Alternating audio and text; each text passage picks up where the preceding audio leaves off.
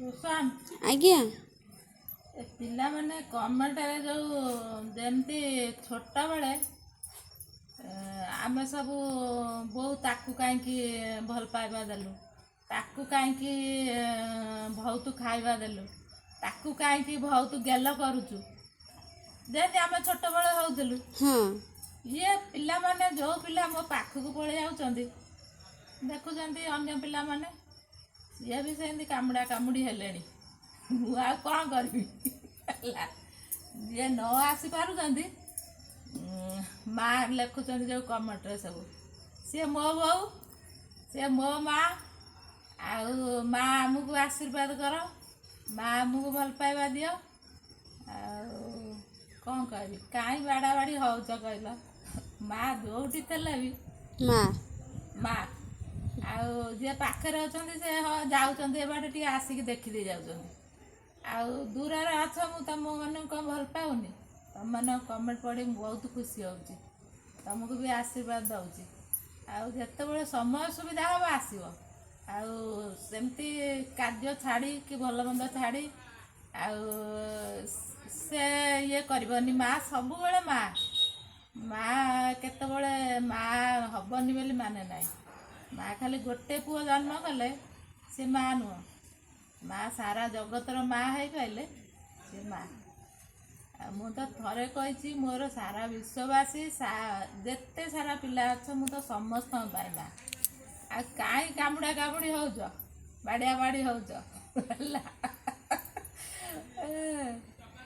ଆଉ ଭଉଣୀ ଖାଲି ପିଲାମାନେ ମୋର ନୁହଁ, ଦିଲ୍ଲୀରେ ଜଣେ ଭାଇ ମୋର ରହୁଛନ୍ତି। ଆଉ ସେ ଭାଇ ବି ମୋତେ ସବୁ କମେଣ୍ଟରେ ମୋ ଛୋଟ ଭଉଣୀ ଭଲରେ ରହୁ ଇଏ କରୁ ଲେଖନ୍ତି। ଆଉ ଜଣେ ଭାଇ ଜଗତପୁରରେ ରହୁଛନ୍ତି, ସେ ଭାଇ ବି ଘରକୁ ଆସିଥିଲେ, ଲୋସନ୍ ନଥିଲା ସେଦିନ, ଆଉ ପୁଅ ବି ନଥିଲା। ସେ ଘରକୁ ଇଏ ସେଦିନ ରହିଲେ ବହୁତ ସମୟ। ଆଉ ଯାହା ବ୍ୟବସ୍ଥା ହେଲା ଅଳ୍ପ ବହୁତ ଖାଇ ପିଇକିରି ସେ ପୁଣି ଗଲେ। ସେ ଭାଇ ଫାଷ୍ଟ ଆସିଥିଲେ, ଆଉ ସିଏ ବି ଭାଇର ପରିଚୟ ଦେଉଛନ୍ତି। ଆଉ ଜଣେ ଜଗତସିଂହପୁରରେ ଅଛନ୍ତି ଆମର ଦିଦି, ସିଏ ସ୍କୁଲ ଟିଚର ଥିଲେ, ସେ ବନ୍ଧୁର ପରିଚୟ ଦେଉଛନ୍ତି। ଯେତେବେଳେ କମେଣ୍ଟରେ ଲେଖନ୍ତି ବନ୍ଧୁ ଲେଖନ୍ତି, ଆମରି ଗୋପାଳ ଘର। ଆଉ ଫୋନ୍ ଥରେ କରିଥିଲେ, ଥରେ କ'ଣ 2-3 ଥର ଫୋନ୍ କଲେଣି, ସେ ବି ବନ୍ଧୁର ପରିଚୟ ଦେଉଛନ୍ତି। ଆଉ ଜଣେ ମୋର ଛତିଶଗଡ଼ରେ ଝିଅ ଅଛି, ସିଏ ହେଲା ତା ନାଁ ହେଉଛି, କହିଲୁ ଟିକେ ନା, ଛତିଶଗଡ଼ ଝିଅ ଯେଉଁ ଫୋନ୍ କରେ, ସନ୍ତୋଷୀ ଲେଙ୍କା ଦିଦି। ଲେଙ୍କା। ମନ ତ ହଠାତ୍ ପଡ଼ୁନି, ମୋତେ କେତେ ଛୁଆ, ମୁଁ କାହା ନାଁ ମନେ ରଖିବି ହେଲା। ସେ ଦିଦି ତ ବହୁତ ଭଲ। ସନ୍ତୋଷୀ ଲେଙ୍କା ଛତିଶଗଡ଼ରେ ଅଛି। ସିଏ ଯେତେବେଳେ ମନେ ପଡ଼େ, ମା କ'ଣ କରୁଛ, କେମିତି ଅଛ, ଆଉ ସିଏ ବି ଫୋନ୍ କରିକି ବୁଝେ। ଆଉ କ'ଣ କରିବା, ପିଲାମାନେ ଯେଉଁଠି ଅଛ ଭଲରେ ଥାଅ। ଆଉ ଗୋଟା ଗୋଟା ବାଳୁଙ୍ଗା ତମମାନଙ୍କ ଭିତରେ ଗୋଟେ ବାଳୁଙ୍ଗା ବି ପଶି ଯାଉଛି। ଆଉ ସେ ବାଳୁଙ୍ଗାକୁ କ'ଣ କରିବି? ସେ ବାଳୁଙ୍ଗା ଯଦି ଧାନ କିଆରି ଭିତରେ ରହିଯାଉଛି, ମୋ ଭଲ ଛୁଆ ଗୁଡ଼ାକୁ ବି ଖରାପ କରିଦେବ। ଇଏ କ'ଣ ଏମିତିଆ ଲେଖିଦେଲାଣି।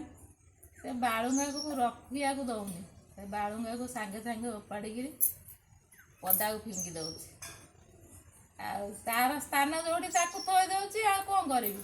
ସେ ଭଲ ଛୁଆଙ୍କୁ ଖରାପ କରିଦେଉଛି। ତାକୁ ଯେତେ ବାଟକୁ ଆଣିଲେ ବି ସେ ଆସୁନି, ତେଣୁକରି ତାକୁ କାଢ଼ିବାକୁ ପଡ଼ୁଛି।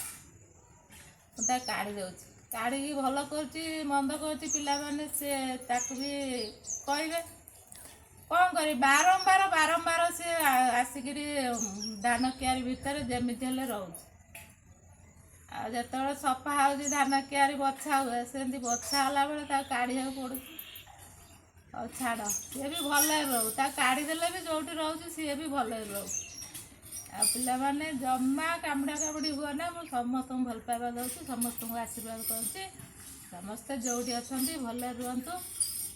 ଆଉ କ'ଣ କହିବି, ଜୟ ଜଗନ୍ନାଥ, ସମସ୍ତଙ୍କୁ ଭଲରେ ରଖନ୍ତୁ।